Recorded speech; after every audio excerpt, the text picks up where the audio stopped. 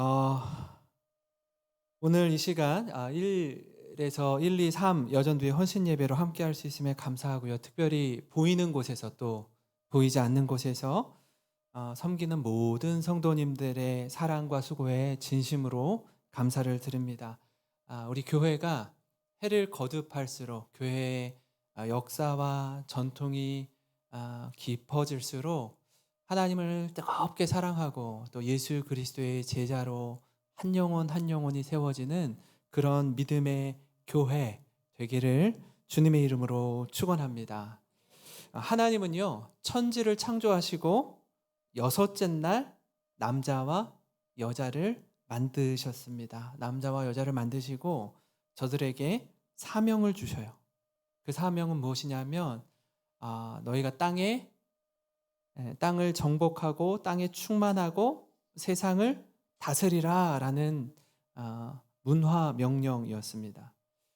이후에 하나님이 아담의 갈빗대를 취해서 여자를 만드시는데요. 이때 하나님이 주는 메시지가 분명합니다. 창세기 2장 18절입니다. 우리 같이 한번 읽어볼까요? 시작. 여호와 하나님이 이르시되 사람이 혼자 사는 것이 좋지 아니하니 내가 그를 위하여 돕는 배필을 지으리라 하시니라. 아멘. 아담에게 하와를 만들어 주시는데 어떤 배필이래요? 돕는 배필이라고 합니다.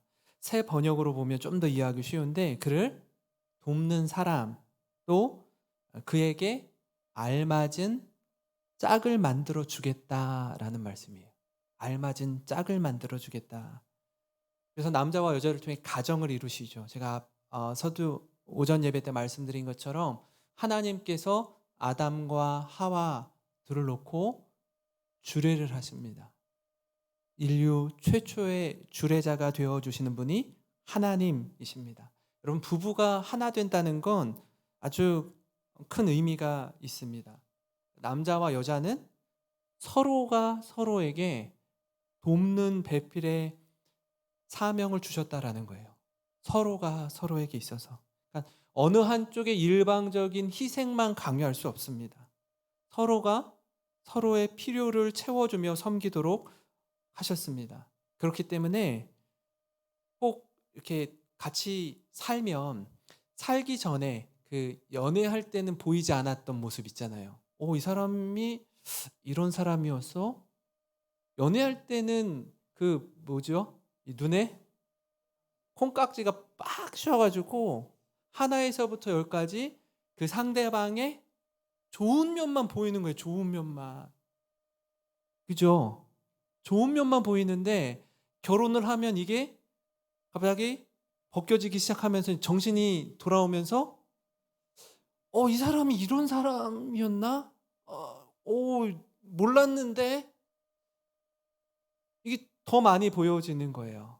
연약함들이, 약점들이 눈에 많이 보이면 보일수록 어떤 마음을 가져야 하냐면 하나님께서 이 사람의 남편의 아내의 이 연약함을 내가 채워줄 수 있도록 하기 위해 만나게 하셨구나. 이 연약함이 보일 때마다 내가 이 필요를 따라 돕는 배필로 채우고 섬기도록 만나게 하셨구나.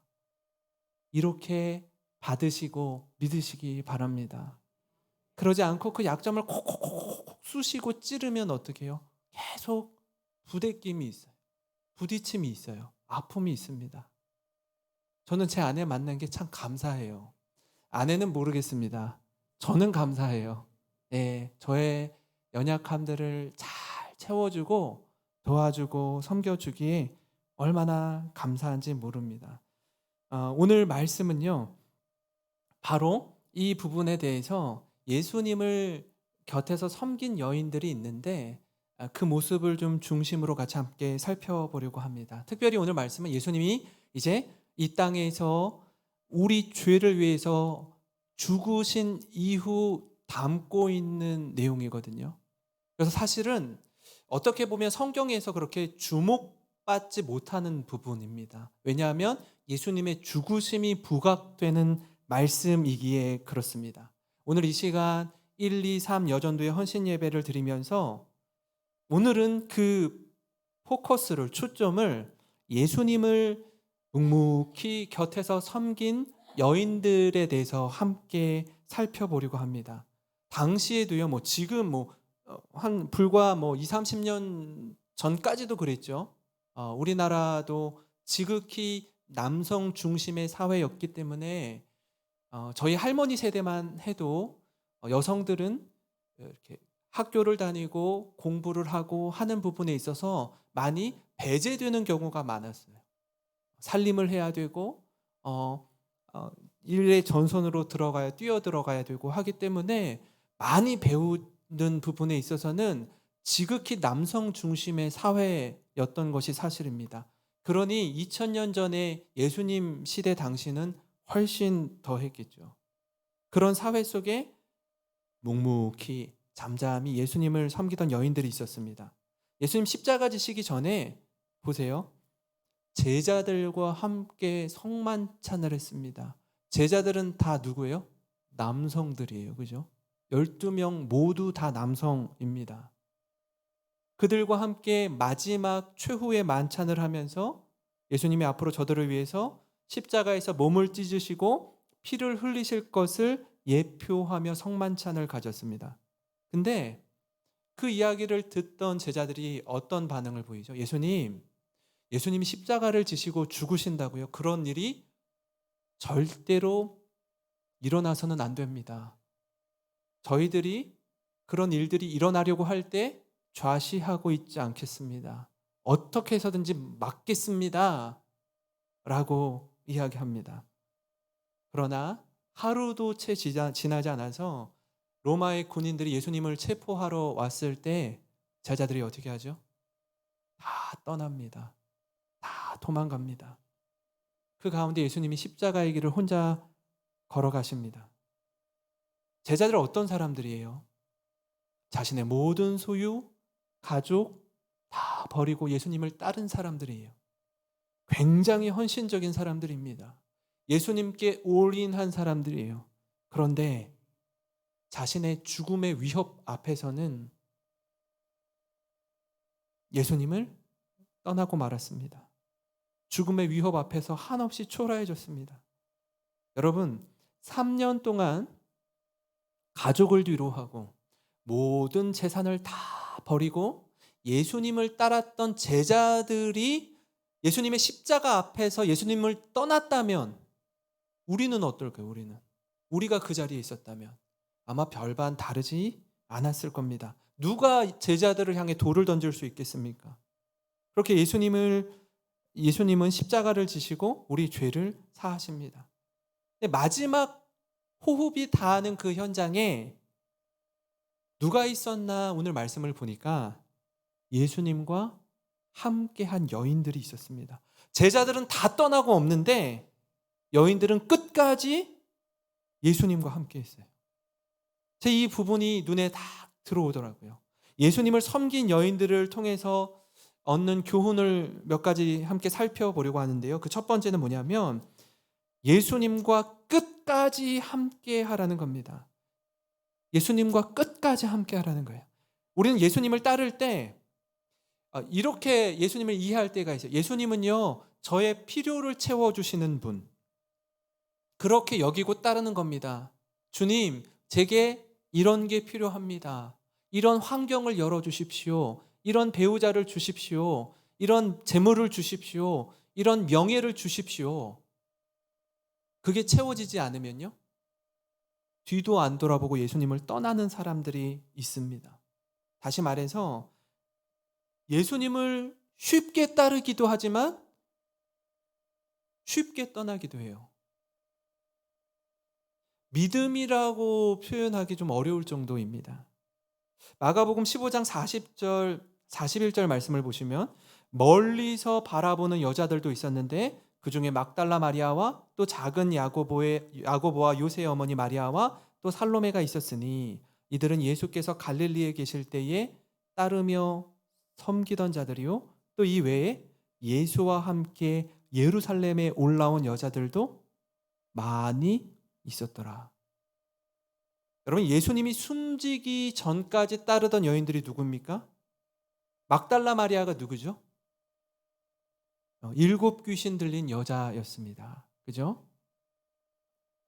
그리고 작은 야고보와 요새의 어머니 마리아. 그러니까 당시에 마리아라는 이름이 굉장히 흔했던 것 같아요. 그죠? 예수님의 어머니도 마리아니까.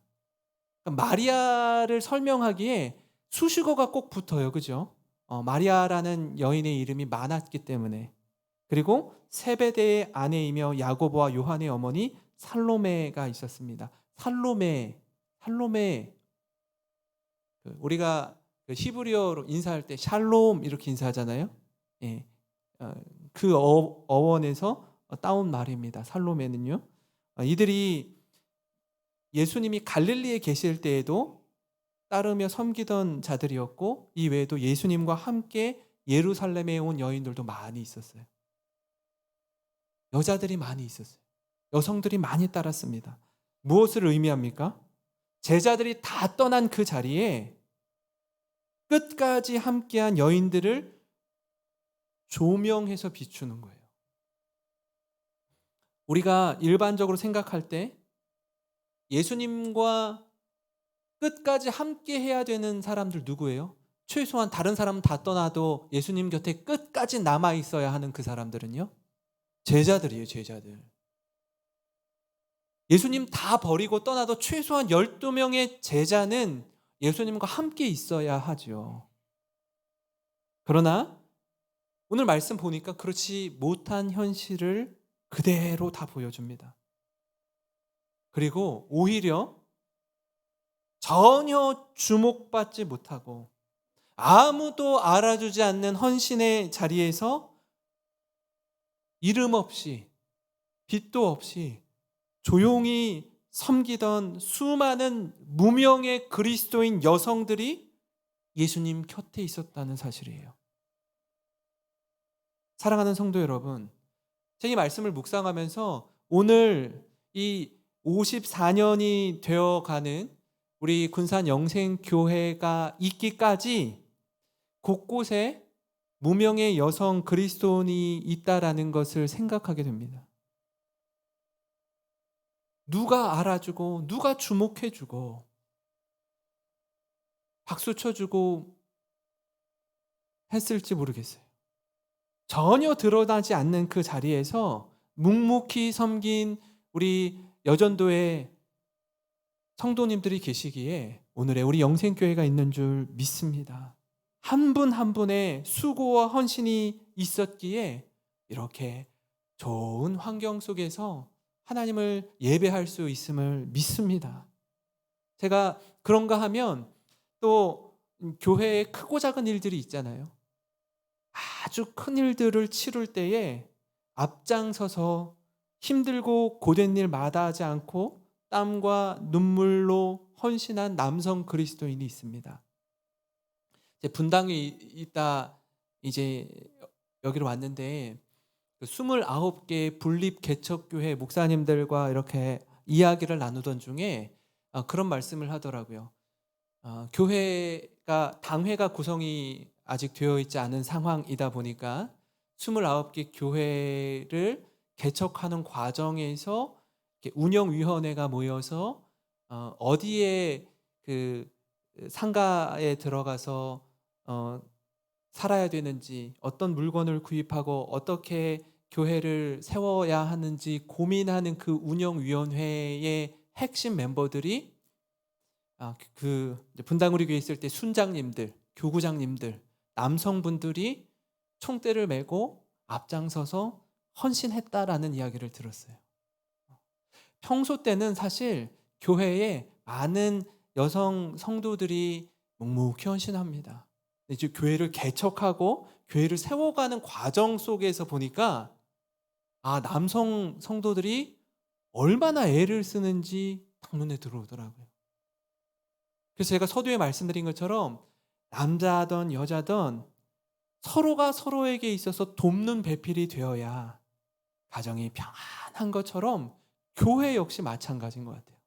남성과 여성 성도님들이 하나가 되어서 아주 큰 일들, 굵직굵직한 일들, 책임지고 땀 흘리고 섬겨야 될 일들에는 우리 남성 성도님들이 앞장서시고, 또 여성 성도님들이 이렇게 부족한 부분들, 눈에 보이는 이런 연약함들, 이런 부분들을 뒤에서 챙겨주면서 함께 더불어서 교회를 세워갈 때 하나님 기뻐하시는 건강한 교회로 성장할 줄 믿습니다. 그런가 하면요, 예수님을 섬기던 여인들을 통해 얻을 수 있는 두 번째 교훈은 뭐냐면 예수님을 섬기는 일에 힘쓰라는 것입니다. 오늘 말씀을 묵상하면서 이 여인들의 헌신이 구체적으로 어디 있는지 살펴봤습니다. 그랬더니 성경 곳곳에 나타나더라고요. 누가복음 8장 1절에서 3절입니다. 그 후에 예수께서 각 성과 마을에 두루 다니시며 하나님의 나라를 선포하시며 그 복음을 전하실세 12제자가 함께하였고, 또한 악귀를 쫓아내심과 병고침을 받은 어떤 여자들, 곧 7 귀신이 나간 자 막달라인이라 하는 마리아와 헤롯의 청지기 구사의 아내 요한나와 수산나와 다른 여러 여자가 함께하여 자기들의 소유로 그들을 섬기더라. 막달라 마리아와 요한나와 수산나 그리고 다른 여러 여성들이 함께 자기들의 소유로 예수님과 12제자를 섬겼습니다. 예수님이 공생의 기간에 마음껏 전도하고 마음껏 영혼을 구원하고 죽은 자를 살리고 병자를 고치신 일을 하는 모든 여정 속에 배후에서 예수님을 섬긴 여러 여성 성도들이 있었다는 거예요. 이 여인들은 끝까지 예수님과 함께 했을 뿐 아니라 더 나아가서 예수님의 죽으심 이후에 안식 후 첫날, 오늘이에요. 오늘 주일. 안식일이 토요일이잖아요. 안식 후 첫날 새벽에 가장 먼저 예수님의 무덤으로 달려간 자도 예수님의 12제자가 아니라 여성들이었다는 거예요. 마가복음 16장 1절 2절을 보시면 한번 같이 읽겠습니다. 시작. 안식일이 지남에 막달라 마리아와 야고보의 어머니 마리아와 또 살로메가 가서 예수께 바르기 위하여 향품을 사다 두었다가 안식 후 첫날 매우 일찍이 해 돋을 때에 그 무덤으로 가며, 저들이 향품을 가지고 안식 후 첫날 새벽에 예수님의 무덤으로 갑니다. 향품을 왜 가져갔을까요? 그때부터 이제 시신이 부패하기 시작하거든요. 그 부패를 방지하기 위해서 향품을 가지고 간 거예요. 근데 놀랍게도 예수님을 찾아간 여인들은 예수님의 시신을 본 게 아니라 부활하신 예수님을 가장 먼저 만난 사람들이 된 거예요. 부활하신 예수님을 목격한 부활의 증인이 된 것입니다. 마가복음 16장 9절에요. 예수께서 안식 후 첫날 이른 아침에 살아나신 후 전에 7 귀신을 쫓아내어 주신 막달라 마리아에게 먼저 보이시니. 그러니까 순간순간 중요한 때마다 사실 많은 경우 성경은 12명의 제자들, 예수님을 이렇게 스포트라이트를 비추는데, 제가 이 말씀을 묵상하면서 여성들이 얼마나 헌신하고 수고하고 애썼는지 그 마음과 진심이 느껴지더라고요. 제가 말씀을 묵상하면서 언성 히어로라는 말이 생각이 났습니다. 언성 히어로가 어떤 말이냐면 용기 있는 행동, 자기 희생적 행동을 통해 훌륭한 업적을 남겼지만 알려지지 않은 사람, 그 사람이 언성 히어로입니다. 다시 말해서 소리 없이 자신을 희생하며 자신의 역할을 묵묵히 감당하는 사람입니다. 오늘 성경에 나오는 이 여인들이 다 언성 히어로 같은 여성들이에요. 전혀 드러나지 않습니다. 우리는 말씀을 읽을 때 굳이 저들에게 스포트라이트를 비추지 않아요. 그러나 역사의 순간마다 예수님과 함께한 여인임을 알 수 있습니다. 사랑하는 성도 여러분, 예수님을 섬기던 여인들처럼 우리도 예수님을 전심으로 섬기기를 원합니다. 여러분, 그 섬기는 길은요, 그저 꽃길만 펼쳐지지 않습니다. 때로는 가시밭길을 걸어야 합니다. 어느 누구도 알아주거나 주목하지 않습니다. 그러나 개의치 않고 묵묵히 주님과 함께 걷는 길입니다. 그 길 끝에 우리 주님이 두 팔 벌리고 우리를 맞아주실 줄 믿습니다. 잘했다. 수고하고 충성된 나의 아들아, 나의 딸아. 그렇게 두 팔 벌려 우리를 안아주시고 맞이해 주실 주님 만날 때까지 주님과 함께 걷는 복된 길, 그 여정이 되기를, 그 길을 걷는 우리 모두가 되기를 주님의 이름으로 축원합니다.